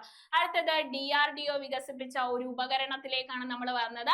നമ്മുടെ സോൾജിയേഴ്സിനൊക്കെ വളരെ ഫലപ്രദമായിട്ടുള്ള, അല്ലെങ്കിൽ നമ്മുടെ പട്ടാളക്കാർക്കൊക്കെ ഉപയോഗപ്രദമായിട്ടുള്ള ഒന്നാണ് ഈ ഒരു ഉപകരണം എന്ന് പറയുന്നത്. സ്വദേശ് എന്ന് പറയുന്നതാണ്. സീ വാട്ടർ ഡീസലൈനേഷൻ സിസ്റ്റം എന്ന് പറയുന്നതാണ് അല്ലെ ഇതിന്റെ full form. Sea water desalination system ആണ് സ്വദേശ് എന്ന് പറയുന്നത്. DRDO വികസിപ്പിച്ച കടൽ വെള്ളം കുടിവെള്ളമാക്കി മാറ്റുന്ന സൈനികർക്ക് കൈകൊണ്ട് പ്രവർത്തിപ്പിക്കാൻ കഴിയുന്ന ഉപകരണമാണ് ഏതെന്ന് പറയുന്നത്?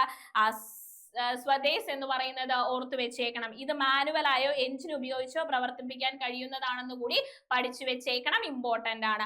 അടുത്തതിലേക്ക് വന്നു കഴിഞ്ഞാൽ നമ്മൾ ഒരു യുദ്ധസേനയെ കുറിച്ചാണ് അല്ലെ പഠിച്ചത്. ഈ യുദ്ധസേന എന്ന് പറയുന്നത് ഇന്ത്യൻ സൈന്യം 1 ലക്ഷത്തിൽ വരുന്ന ആധുനിക ഡ്രോൺ ഓപ്പറേറ്റർമാരെ സൃഷ്ടിച്ച ഒരു യുദ്ധസേനയാണ്. എന്താണ് ഈ യുദ്ധസേനയുടെ പേര്? ഭൈരവ് എന്ന് പറയുന്നതാണ് അല്ലെ. 2026 ജാനുവരി 26 നമ്മുടെ റിപ്പബ്ലിക് ദിനത്തിലാണ് ഔദ്യോഗികമായിട്ട് ഈ ഭൈരവ് എന്ന് പറയുന്ന ബറ്റാലിയൻ ഇന്ത്യക്കാർക്ക് മുന്നിലേക്ക്, നമ്മുടെ രാജ്യത്തിന് ജനങ്ങൾക്ക് മുന്നിലേക്ക് പ്രത്യക്ഷപ്പെടുന്നത് എന്നുകൂടി ഓർത്തു വെക്കുക. ഭൈരവ് എന്ന് പറയുന്ന ബറ്റാലിയനെ കുറിച്ച് പഠിച്ചു വെച്ചേക്കുക. ഇനി ഓസ്കാർ അക്കാദമി മ്യൂസിയത്തിൽ കൊടുമൺ പോറ്റി ലോക സിനിമകൾക്കൊപ്പം മലയാളത്തിന്റെ ബ്രഹ്മയുഗവും വരാൻ പോവുകയാണ് അല്ലെ. ബ്രഹ്മയുഗവും എന്താണ് പ്രദർശിപ്പിക്കാൻ പോവുകയാണ് ഓസ്കാർ അക്കാദമി മ്യൂസിയത്തിൽ. നമ്മുടെ US-ലെ ലോസ് ഏഞ്ചൽസിൽ പ്രശസ്തമായ ഓസ്കാർ അക്കാദമി മ്യൂസിയത്തിൽ ഫെബ്രുവരി 12-ന് പ്രദർശിപ്പിക്കുന്ന ചിത്രം ഏതാണ്? അത് മലയാള ചിത്രമായിട്ടുള്ള ഭ്രമയുഗം പ്രദർശിപ്പിക്കാൻ പോവുകയാണ്. ഭ്രമയുഗത്തിന്റെ സംവിധായകൻ എന്ന് പറയുന്നത് രാഹുൽ സദാശിവനാണ്. ഭ്രമയുഗത്തിന്റെ ആരെന്ന് പറയുന്നത് സംവിധായകൻ എന്ന് പറയുന്നത്.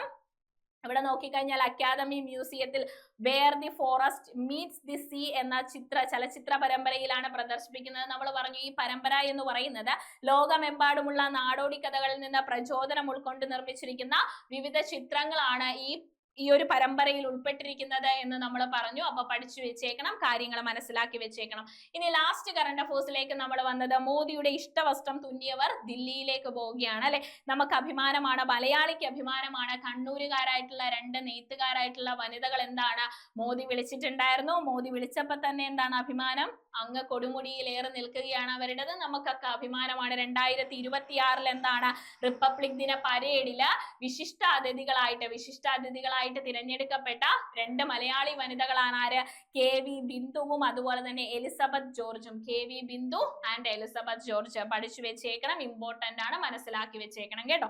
അങ്ങനെ നമ്മുടെ ഇന്നത്തെ കറണ്ട് അഫേഴ്സ് നമ്മൾ കംപ്ലീറ്റ് ആയിരിക്കുകയാണ്. ഇത് നിങ്ങൾക്കുള്ള ക്വസ്റ്റ്യൻ ആണ് കേട്ടോ. ഇത് നിങ്ങൾക്ക് ഇന്ന് പഠിക്കാനുള്ള നിങ്ങൾക്കുള്ള ക്വസ്റ്റ്യൻ ആണ്. നിങ്ങൾക്ക് കമന്റ് ബോക്സിൽ കമന്റ് ആയിട്ട് ഇടാനുള്ള ക്വസ്റ്റ്യൻസ് ആണ്. 2026 ജാനുവരിയിലെ കണക്കുകൾ പ്രകാരം ലോകത്തെ ഏറ്റവും മൂല്യമുള്ള കമ്പനി ഏതാണെന്നാണ് ചോദിച്ചിരിക്കുന്നത്. ഇന്നലെ പഠിച്ച അതേ ക്വസ്റ്റ്യൻ ആണ്. ഇതിന്റെ ആൻസർ നിങ്ങൾ കമന്റ് ബോക്സിൽ കമന്റ് ആയിട്ട് രേഖപ്പെടുത്തുക. അപ്പൊ എല്ലാവർക്കും കാര്യങ്ങൾ ഇന്നത്തെ കറണ്ട് അഫേഴ്സ് നല്ല അടിപൊളിയായിട്ട് മനസ്സിലായി എന്ന് ഞാൻ വിശ്വസിക്കുന്നു. ഗോൾഡൻ ഗ്ലോബ് 2026 കുറച്ചുകൂടി കാര്യങ്ങളുണ്ട്. അത് നമ്മൾ സെപ്പറേറ്റ് ആയിട്ട് വീഡിയോ ചെയ്യുന്നതായിരിക്കും കേട്ടോ. സെപ്പറേറ്റ് ആയിട്ട് നിങ്ങൾക്ക് കറണ്ട് അഫേഴ്സ് ഇടുന്നതായിരിക്കും.